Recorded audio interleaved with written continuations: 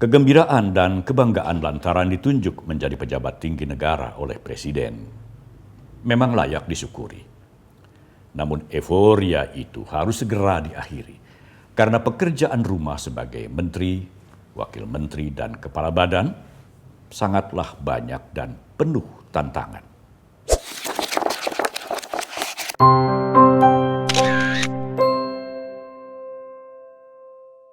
Kawan Minmot, ada sebuah pepatah lama yang berbunyi, tidak ada pesta yang tidak berakhir. Pepatah ini agaknya perlu kita angkat kembali untuk mengingatkan para menteri, wakil menteri, dan para kepala badan yang telah dilantik dan diberi pembekalan oleh Presiden Prabowo Subianto agar segera bekerja secara optimal dan mengakhiri euforia atau kegembiraan lantaran telah terpilih menjadi pejabat tinggi negara yang tergabung dalam Kabinet Merah Putih. Presiden Prabowo telah memberikan kepercayaan yang sangat besar kepada seluruh jajaran kabinetnya, sekaligus memberikan contoh untuk segera bekerja dan bertindak cepat.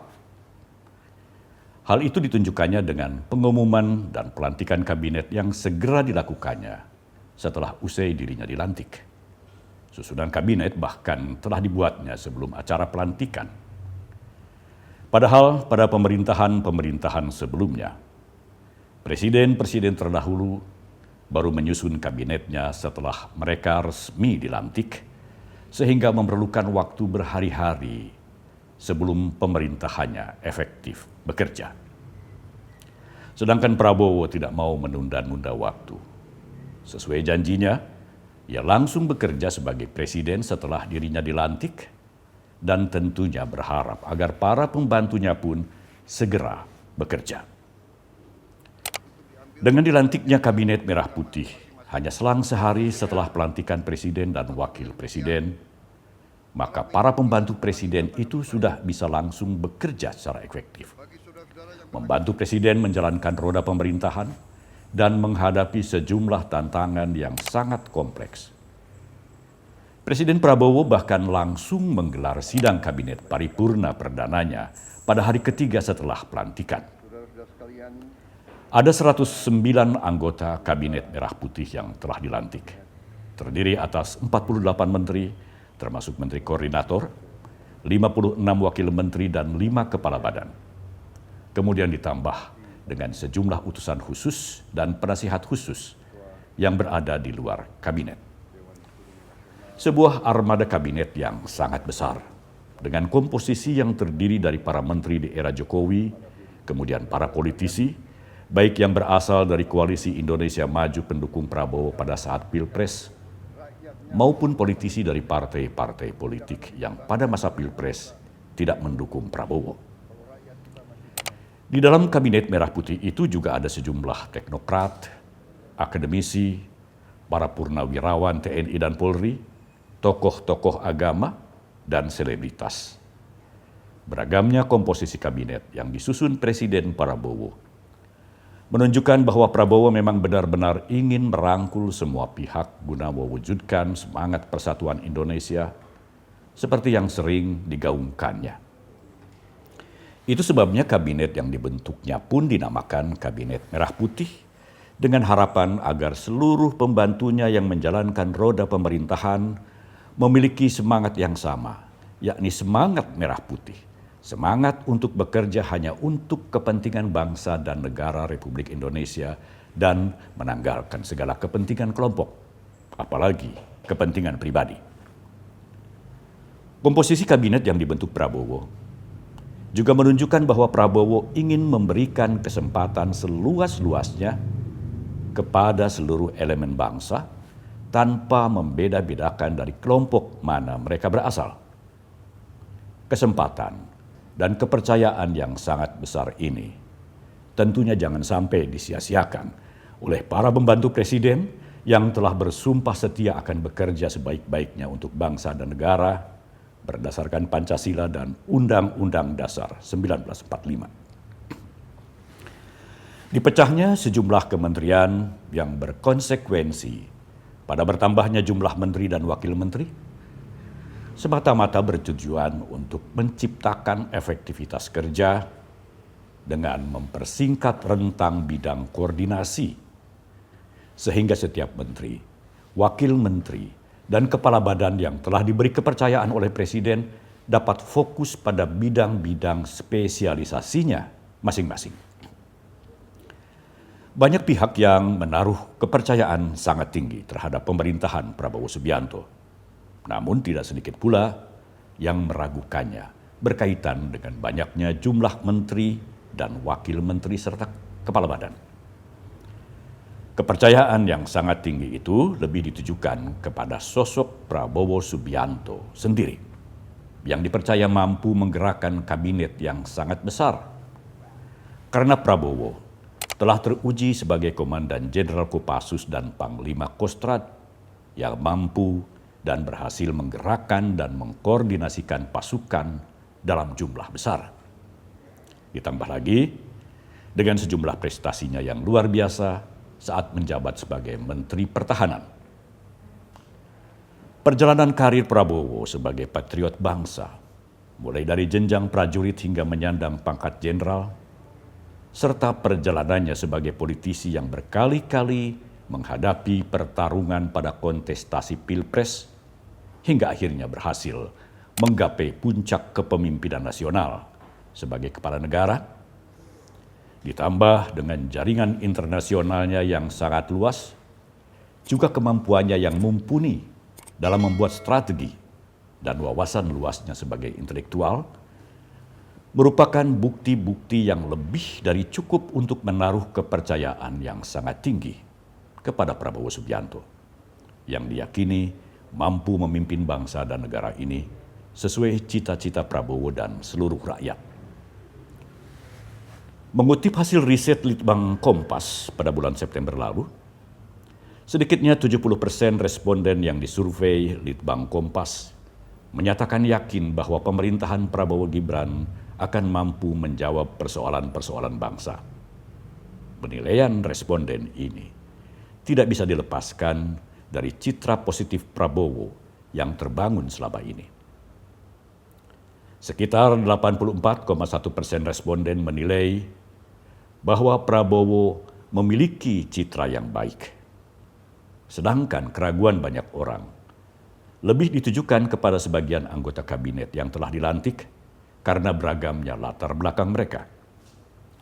Mampukah mereka membantu Presiden untuk mewujudkan pemerintahan yang bersih, bebas dari kebocoran dan praktek korupsi? Mampukah mereka berkoordinasi secara horizontal antar kementerian secara rapi dan lancar dengan menghilangkan ego sektoralnya masing-masing, serta membereskan praktek birokrasi yang semrawut dan menghambat jalannya program-program pembangunan? Keraguan ini layak muncul lantaran pada periode-periode pemerintahan sebelumnya, praktek korupsi dan terjadinya banyak kebocoran pada anggaran pemerintah belum berhasil ditanggulangi, termasuk pula praktek birokrasi.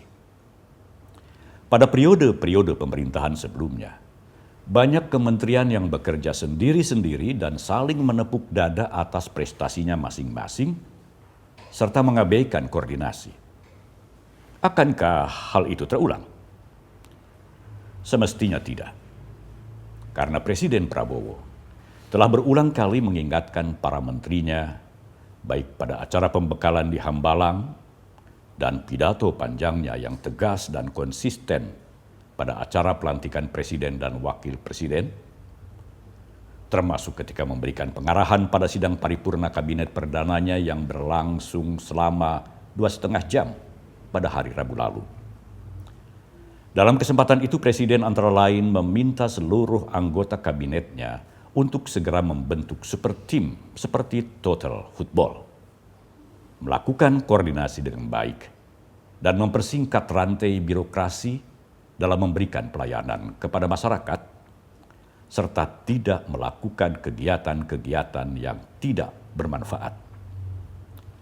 Inti dari arahan Presiden pada sidang kabinet paripurna tersebut disampaikan oleh Kepala Kantor Komunikasi Kepresidenan Hasan Nasbi kepada media seperti berikut ini. Presiden memberikan arahan yang sangat detail, ya. Tapi intinya yang bisa kami sampaikan kepada teman-teman adalah bahwa Presiden berikan arahan dalam rangka menyatukan visi agar kabinet ini bisa langsung aksi. Jadi menyatukan visi biar bisa langsung aksi. Presiden berikan arahan supaya kementerian, badan-badan segera menyusun tim kerja yang baik, tim yang bisa bekerja dengan baik dan bisa bekerja dengan efisien. Beliau meminta seluruh menteri membangun sebuah super tim yang bisa bekerja seperti tim total football. Kemudian beliau juga mengingatkan kepada seluruh kementerian dan kepala badan agar setia kepada tujuan kita berbangsa dan bernegara seperti yang tercantum dalam pembukaan Undang-Undang Dasar 1945. Tidak ada yang boleh mengkhianati tujuan kita bernegara, dan beliau mengelaborasi ini dengan sangat detail, sangat panjang tadi. Seluruh anggota kabinet dan kepala badan juga diminta untuk handal dalam mengelola kekayaan negara dan untuk bisa dimanfaatkan sebesar-besarnya untuk kemakmuran masyarakat. Birokrasi ya harus berubah dan harus bisa lebih cepat dalam melayani kebutuhan masyarakat. Jangan terlalu banyak membuat kegiatan-kegiatan yang tidak bermanfaat. Sangat disayangkan, kawan Minmot, di tengah harapan yang sangat besar dari Presiden Prabowo Subianto dan seluruh rakyat kepada Kabinet Merah Putih, ada kesalahan kecil dan kurang pantas yang dilakukan Menteri Desa dan Pembangunan Daerah Tertinggal, Yandri Susanto. Yandri Susanto menyebarkan undangan untuk acara pribadi dengan menggunakan surat dengan kop kementerian yang dipimpinnya. Tindakan seperti ini tidak bisa dianggap remeh. Ini merupakan gejala mencampur adukan urusan pribadi dengan urusan jabatan kenegaraan. Acara yang akan dilakukan Yandri, seperti disampaikan melalui undangannya dengan tanda tangan menteri dan menggunakan surat dengan kop resmi kementerian itu, antara lain untuk acara syukuran dirinya menjadi menteri. Imbasnya, Sekretaris Kabinet Mayor Teddy Indrawijaya yang sebelumnya merupakan ajudan Menteri Pertahanan, memberikan teguran kepada Yandri melalui grup WhatsApp Kabinet dan mengingatkan semua menteri di Kabinet Merah Putih untuk berhati-hati menggunakan surat dengan kop resmi kementerian dan tanda tangan menteri untuk segala keperluan. Sebelumnya, mantan calon wakil presiden nomor urut 3 sekaligus mantan Menko Polhukam di era Jokowi, Mahfud MD, mengunggah surat undangan tersebut melalui akun Instagramnya serta memberikan kritikan yang cukup pedas kepada Yandri Susanto karena telah menggunakan surat dengan kop resmi kementerian untuk kepentingan pribadi. Yandri sendiri telah meminta maaf atas tindakannya tersebut dan berjanji tidak akan mengulang kembali. Teguran yang disampaikan oleh Sekretaris Kabinet Teddy Indrawijaya dapat dimaknai sebagai peringatan tidak langsung dari Presiden Prabowo Subianto kepada menterinya, mengingat kedekatan Mayor Teddy dengan Prabowo selama ini, serta jabatannya sebagai Sekretaris Kabinet yang melekat pada Presiden dan akan selalu membersamai Presiden dalam menjalankan tugas-tugasnya.